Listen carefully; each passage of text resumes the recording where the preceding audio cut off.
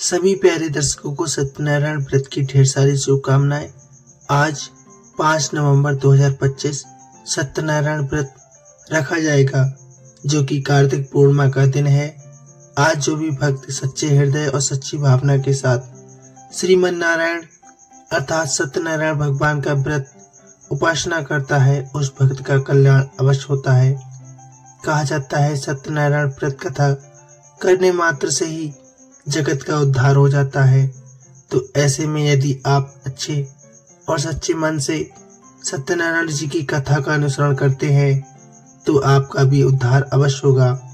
श्री सत्यनारायण भगवान की व्रत कथा का संपूर्ण अध्याय हम आपको सुनाने वाले हैं, तो आपसे अनुरोध है कथा का संपूर्ण अनुसरण कीजिए। वीडियो को लाइक शेयर कीजिए, यदि चैनल पर नए हैं तो सब्सक्राइब कर लीजिए। आपका बहुत धन्यवाद होगा। और कमेंट में मत लिखना भूलिए जय श्री सत्यनारायण भगवान। आइए प्यारे दर्शकों शुरू करते हैं। प्रेम से बोलिए जय श्री सत्यनारायण। पौराणिक कथा के अनुसार एक समय नैमिषारण्य तीर्थ में शौनक आदि 88,000 ऋषियों ने श्री सूत जी महाराज से कहा, हे प्रभु, इस कलयुग में वेद विद्या रहित मनुष्यों को प्रभु भक्ति किस प्रकार मिलेगी और उनका उद्धार कैसे होगा।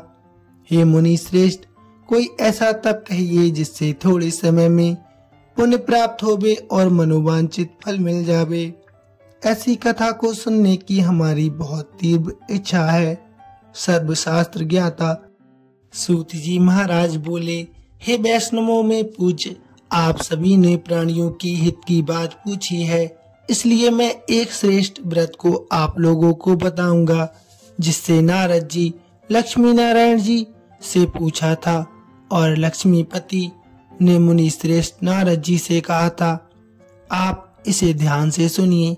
एक समय की बात है, योगी राज नारद जी दूसरों की हित की चिंता के लिए अनेकों लोकों में घूमते हुए मृत्यु लोक आ पहुँचे।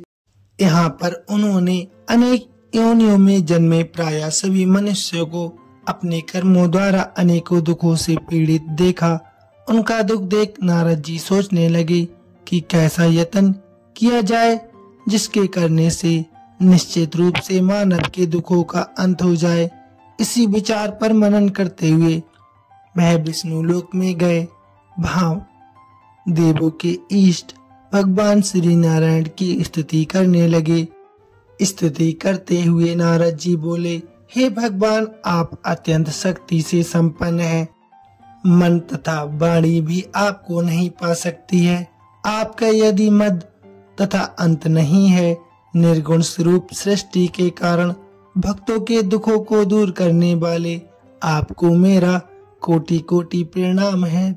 नारद जी की स्तुति सुन विष्णु जी बोले, हे मुनि श्रेष्ठ, आपके मन में क्या बात है? आप किस कारण यहाँ पर पधारे हैं? निसंकोच कहो।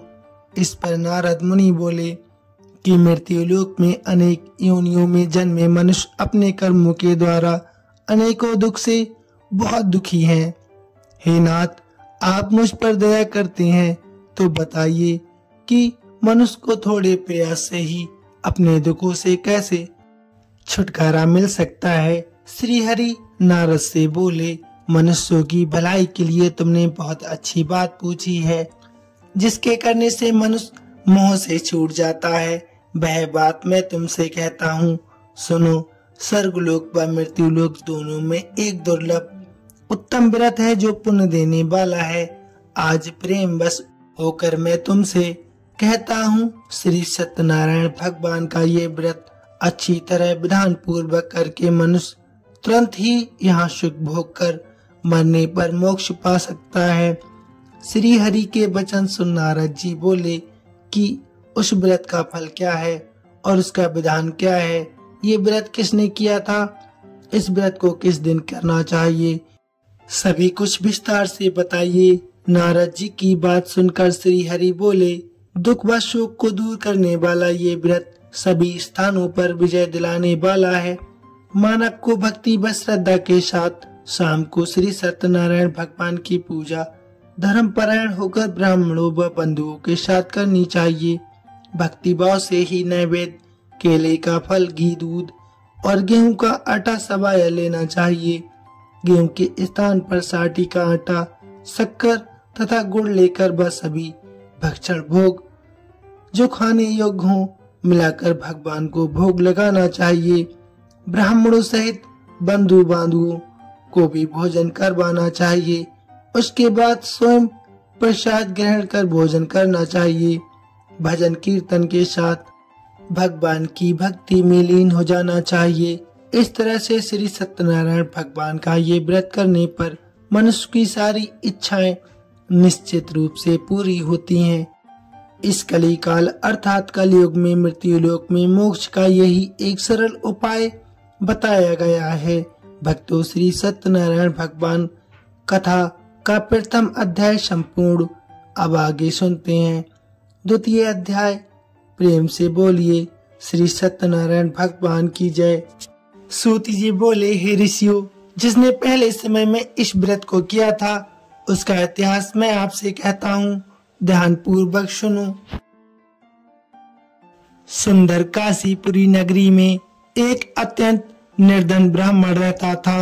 वह भूख प्यास से परेशान धरती पर घूमता रहता था। ब्राह्मणों से प्रेम करने वाले भगवान ने एक दिन ब्राह्मण का वेश धारण कर उसके पास जाकर पूछा, हे विप्र, तुम्हें इतना दुख कैसे है? तुम पृथ्वी पर क्यों घूम रहे हो? दीन ब्राह्मण बोला, मैं बहुत निर्धन ब्राह्मण हूँ, भिक्षा के लिए धरती पर घूमता हूँ। हे भगवान, यदि आप इसका कोई उपाय जानते हो तो अवश्य मुझे बताइए। वृद्ध ब्राह्मण ने कहा कि सत्यनारायण भगवान मनोवांछित फल देने वाले हैं, इसलिए तुम उनका पूजन करो। इसे करने से मनुष्यों को सभी दुख और पाप से मुक्ति मिलती है। वृद्ध ब्राह्मण बनकर आए सत्यनारायण भगवान उस निर्धन ब्राह्मण को व्रत का सारा विधि विधान बताकर अंतर्ध्यान हो गए। ब्राह्मण ने मन ही मन सोचने लगा कि जिस व्रत को वृद्ध ब्राह्मण करने को कह गया है मैं उसे जरूर करूंगा। ये निश्चय करने के बाद उसे रात में नींद नहीं आई। वह सवेरे उठकर सत्यनारायण भगवान के व्रत का निश्चय कर भिक्षा के लिए चला गया। उस दिन निर्धन ब्राह्मण को भिक्षा में बहुत सा धन मिल गया, जिससे उसने बंधु बांधुओं के साथ मिलकर श्री सत्यनारायण भगवान का व्रत संपन्न किया। व्रत संपन्न करने के बाद निर्धन ब्राह्मण सभी दुखों से छूट गया और अनेक प्रकार की संपत्तियों से युक्त हो गया। उसी समय से ये ब्राह्मण हर माह इस व्रत को करने लगा। इस तरह से सत्यनारायण भगवान के व्रत को जो मनुष्य करेगा वह सभी प्रकार के पापों से छूटकर मोक्ष को प्राप्त होगा। जो मनुष्य इस व्रत को करेगा वह भी सभी दुखों से मुक्त हो जाएगा। सूत जी बोले कि इस तरह से नारद जी से नारायण जी का कहा हुआ श्री सत्यनारायण व्रत को मैंने तुमसे कहा। हे विप्रो, मैं अब और क्या बोलूं? ऋषि बोले, हे मुनिवर, संसार में उस विप्र से सुनकर किस किस ने इस व्रत को किया, हम सब इस बात को सुनना चाहते हैं। इसके लिए हमारे मन में श्रद्धा का भाव है। सूत जी महाराज बोले, तो ध्यान से सुनो। एक समय वही विप्र धन व ऐश्वर्य के अनुसार अपने बंधु बांधुओं के साथ इस व्रत को करने को तैयार हुआ। उसी समय एक लकड़ी बेचने वाला बूढ़ा आदमी वहां पर आया और लकड़ियां बाहर रखकर अंदर ब्राह्मण के घर में गया। प्यास से दुखी वह लकड़हारा उनके व्रत करते देख विप्र को नमस्कार कर पूछने लगा कि आप ये क्या कर रहे हैं तथा इसे करने से क्या फल मिलेगा, कृपया मुझे भी बताइए। ब्राह्मण ने कहा, सब मनोकामनाओं को पूर्ण करने वाला ये श्री सत्यनारायण भगवान का व्रत है। इनकी कृपा से ही मेरे घर में धन धान की आदि वृद्धि होती है। विप्र से सत्यनारायण व्रत के बारे में जानकर लकड़हारा बहुत प्रसन्न हुआ। चरणामृत लेकर प्रसाद खाकर अपने मन में विचार करके अपने घर चला गया और उसने संकल्प किया कि आज लकड़ी बेचने से जो भी धन मिलेगा उसी से श्री सत्यनारायण भगवान का ये उत्तम व्रत मैं अवश्य करूंगा। मन में इस विचार को लेकर बूढ़ा आदमी सिर पर लकड़ियां रखकर उस नगर में बेचने गया जहां धनी लोग ज्यादा रहते थे। उस नगर में उसे अपनी लकड़ियों के दाम 4 गुना ज्यादा प्राप्त हुए। बूढ़ा प्रसन्नता के ज्यादा दाम लेकर केले, शक्कर, घी, दूध, दही और गेहूं का आटा आदि सत्यनारायण भगवान के व्रत की सामग्री घर लेकर आ गया। वहां उसने अपने बंधु बांधवों को बुलाकर विधि विधान से सत्यनारायण भगवान का पूजन और व्रत किया। इस व्रत के प्रभाव से वह बूढ़ा लकड़हारा धन, पुत्र आदि से युक्त होकर संसार के समस्त सुख भोग कर अंतकाल में वह श्री हरि के वैकुंठ धाम चला गया। भक्तों, दूसरा अध्याय संपूर्ण। प्रेम से बोलिए श्री सत्यनारायण भगवान की जय। आइए अब सिमरण करते हैं श्री सत्यनारायण भगवान कथा का अध्याय 3। भक्तों, प्रेम से और सच्ची भावना से हमें श्री सत्यनारायण व्रत कथा को संपूर्ण ही सुनना चाहिए। तो आपसे अनुरोध है कि आप संपूर्ण ही कथा सुने। आइए भक्तों, शुरू करते हैं। सूत जी महाराज बोले, श्रेष्ठ मुनियों, अब आगे की कथा मैं तुमसे और कहता हूँ। पहले समय की बात है, उल्का मुख नाम का एक बुद्धिमान राजा रहता था। वह सतवक्ता और जितेंद्रिय था। प्रतिदिन देव स्थानों पर जाता और निर्धनों को धन दान करता था, उनके कष्ट भी दूर करता था। उसकी पत्नी कमल के समान मुख वाली सती साध्वी थी। भद्रशिला नदी के तट पर उन दोनों ने श्री सत्यनारायण भगवान का व्रत किया। उसी समय एक साधु वैश्य आया। उसके पास व्यापार करने के लिए उसके पास बहुत सा धन था। राजा को व्रत करते देखकर वह विनय के साथ पूछने लगा, हे राजन, भक्ति भाव से पूर्ण होकर आप ये क्या कर रहे हैं? मैं सुनने की इच्छा बहुत रखता हूँ, आप कृपा करके मुझे बताइए। राजा बोला, हे साधु, अपने बंधु बांधवों के साथ पुत्र आदि प्राप्ति के लिए एक महाशक्तिमान श्री सत्यनारायण भगवान का व्रत व पूजन कर रहा हूँ। राजा के वचन सुन साधु आदर से बोला, हे राजन, इस व्रत का मुझे सारा विधान बता दीजिए। आपकी कथा अनुसार मैं इस व्रत को अवश्य करूँगा। मेरी भी कोई संतान नहीं है और इस व्रत को करने से निश्चित रूप से मुझे संतान की प्राप्ति होगी। राजा से व्रत का सारा विधान सुन व्यापार से निर्भत होकर वह अपने घर गया। साधु वैश्य ने अपनी पत्नी को संतान देने वाले इस व्रत का वर्णन कह सुनाया और कहा कि जब मेरी कोई संतान होगी तब मैं इस व्रत को अवश्य करूंगा। साधु ने इस तरह के वचन अपनी पत्नी लीलावती से कहे। एक दिन लीलावती पति के साथ आनंदित हो सांसारिक धर्म में प्रवृत्त होकर सत्यनारायण भगवान की कृपा से गर्भवती हो गई। 10वें महीने में उसके गर्भ से एक सुंदर कन्या ने जन्म लिया।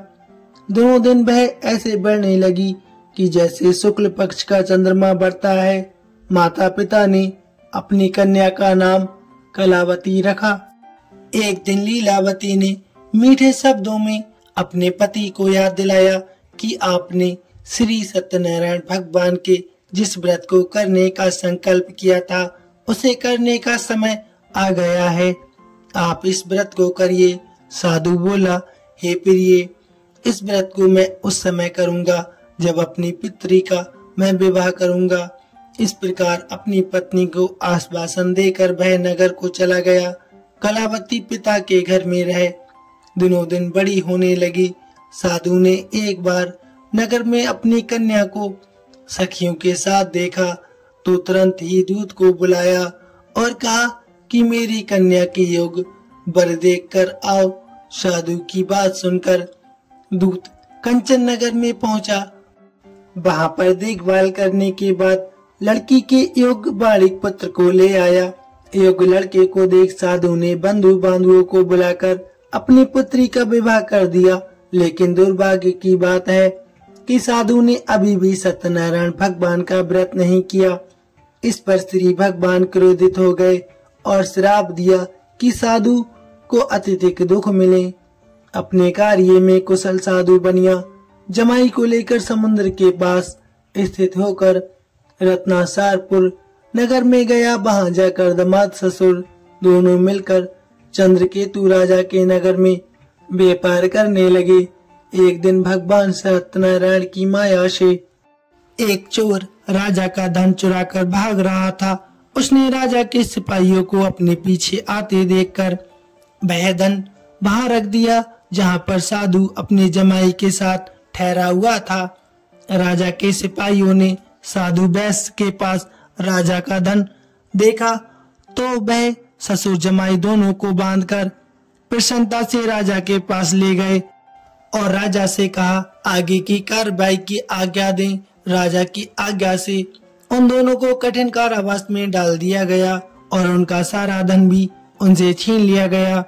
श्री सत्यनारायण भगवान के श्राप से साधु की पत्नी बहुत दुखी हो गई। घर में जो धन रखा था उसे चोर चुरा कर ले गए। शारीरिक तथा मानसिक पीड़ा व भूख प्यास आदि से दुखी होकर अन्न की चिंता में कलावती एक ब्राह्मण के घर गई। वहां उसने श्री सत्यनारायण भगवान का व्रत होते देखा, फिर कथा भी सुनी। वह प्रसाद ग्रहण कर रात को घर वापस आई। माता ने कलावती से पूछा कि हे पुत्री, अब तुम कहाँ थी? तेरे मन में क्या है? कलावती ने अपने माता से कहा, हे माता, मैंने एक ब्राह्मण के घर में श्री सत्यनारायण भगवान का व्रत होते देखा है। कन्या के वचन सुन लीलावती भगवान के पूजन की तैयारी करने लगी। लीलावती ने परिवार व बंधुओं सहित सत्यनारायण भगवान का पूजन किया और उसने वर मांगा कि हे प्रभु, मेरे पति तथा जमाई शीघ्र घर आ जाएं। साथ ही ये भी प्रार्थना की कि हमसे जो अनजाने में अपराध हुआ है आप उसे क्षमा करें। श्री सत्यनारायण भगवान इस व्रत से संतुष्ट हो गए और राजा चंद्रकेतु को सपने में दर्शन देकर कहा, हे राजन, तुम उन दोनों वैश्यों को छोड़ दो और तुमने उनका जो धन लिया है उसे वापस कर दो। अगर तुमने ऐसा नहीं किया तो मैं तुम्हारा धन, राज व संतान सभी को नष्ट कर दूंगा। राजा को ये सब कहकर भगवान अंतर्ध्यान हो गए। प्रातःकाल सभा में जाकर राजा ने अपना सपना सुनाया। बोले कि बड़े पुत्रों को कैद से मुक्त कर सभा में लाओ।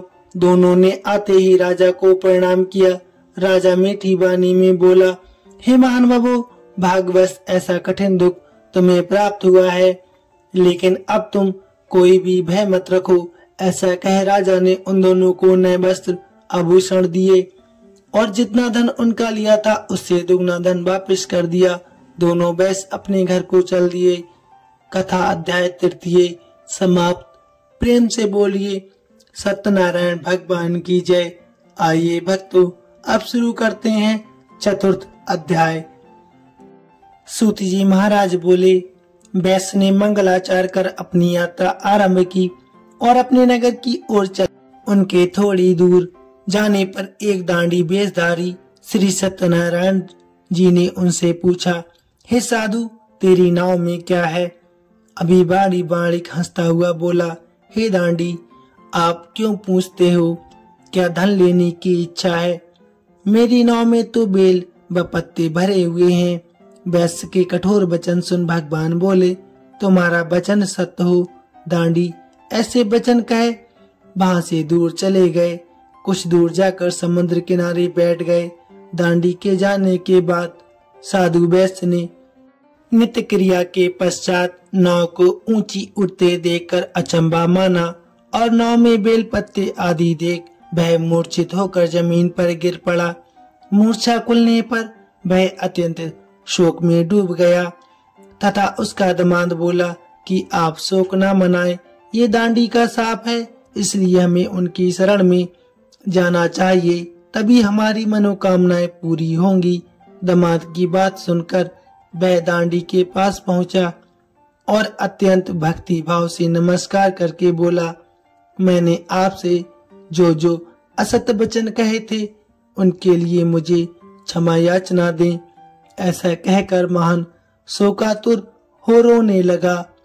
तब दांडी भगवान बोले, हे बड़िक पुत्र, मेरी आज्ञा से बार बार तुम्हें दुख प्राप्त हुआ है, तू मेरी पूजा से विमुख हुआ है। साधु बोला, हे भगवान, आपकी माया से ब्रह्मा आदि देवता भी आपके रूप को नहीं जानते, तब मैं अज्ञानी कैसे जान सकता हूँ। आप प्रसन्न हो जाइए, अब मैं सामर्थ्य के अनुसार आपकी पूजा अवश्य करूँगा। मेरी रक्षा करो और पहले के सामान नौका में भर दो।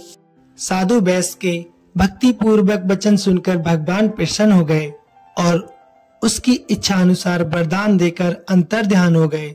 ससुर जमाई जब नाव पर आए तब उन्होंने नाव धन से भरी हुई देखी।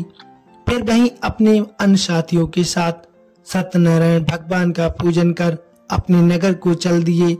जब नगर के नजदीक पहुंचे तो उन्होंने दूत को घर पर खबर के लिए भेज दिया।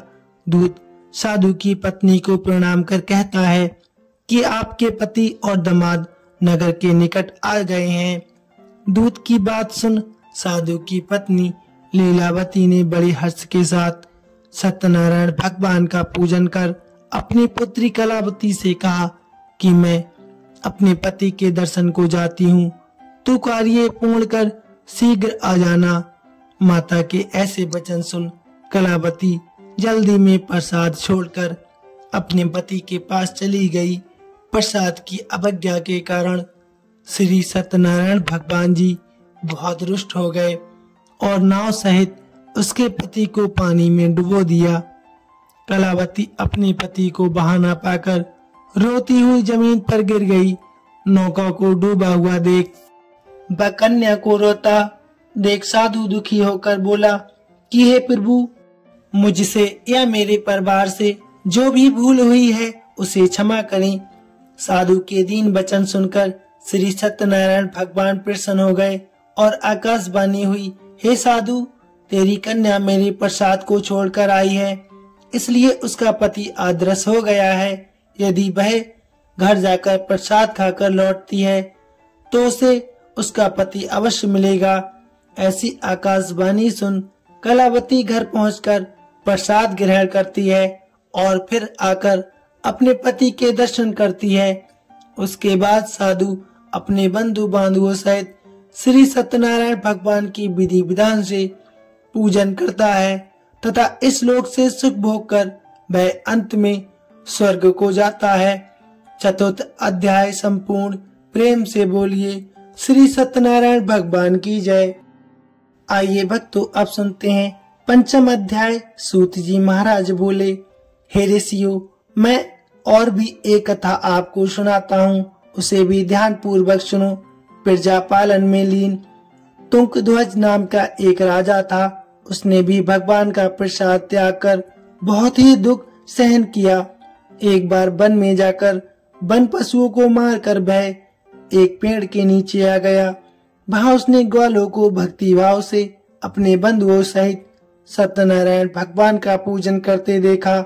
अभिमान बस राजा ने उन्हें देखकर भी पूजा स्थान में नहीं गया और न ही उसने भगवान को नमस्कार किया। ग्वालों ने राजा को प्रसाद दिया, लेकिन उसने वह प्रसाद नहीं खाया और प्रसाद को वहीं छोड़कर अपने नगर को चला गया। जब वह नगर में पहुंचा तो वहां सब कुछ तहस नहस हुआ। पाया तो वह शीघ्र ही समझ गया कि ये सब भगवान की ही माया है। वह द्वारा ग्वालों के पास पहुंचा और विधि पूर्वक पूजा कर प्रसाद खाया तो श्री सत्यनारायण भगवान की कृपा से सब कुछ पहले जैसे हो गया। दीर्घ काल तक सुख भोगने के बाद मरणोपरांत उसने स्वर्गलोक की प्राप्ति की। जो मनुष्य परम दुर्लभ इस व्रत को करेगा तो भगवान सत्यनारायण की अनुकंपा से उसे धन दान की प्राप्ति होगी। निर्धन धनी हो जाता है और भय मुक्त हो जीवन बिताता है। संतानहीन को संतान प्राप्ति होती है और सारे मनोरथ पूर्ण होने के बाद वह मानव अंतकाल में वैकुंठ धाम को चला जाता है। सूत जी महाराज बोले, जिन्होंने पहले इस व्रत को किया, अब उनके दूसरे जन्म की कथा मैं तुमसे कहता हूँ।